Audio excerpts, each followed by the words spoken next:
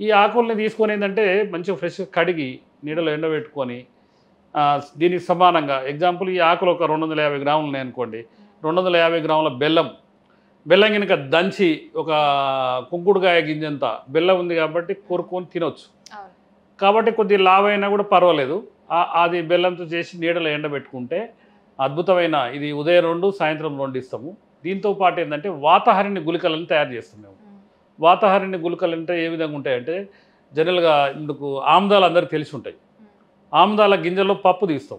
ఆ పప్పు తీసుకొని ఏం చేసామంటే ఒరిజినల్ స్వచ్ఛమైన ఆవు నెయ్యిలా దాన్ని బాగా వేయించి బాగా అంటే రెడ్ కలర్ బాగా ఎర్రగా దూరగా వేయించిన తర్వాత దానికి సమానంగా సొంటి చేర్చి మళ్ళీ సేమ్ ఈ మూడు రకాలుగా ఈ పలుకులు ఎన్నో, సొంటి ఎంతో, బెల్లం అంతా అవి తీసుకొని ఏం చేస్తామంటే బాగా కచ్చాపెచ్చ దంచి దాన్ని కూడా ఇంతలా ఉండలు చేస్తాం. అది ఉదయం 2 సాయంత్రం 2కి ఇస్తాము.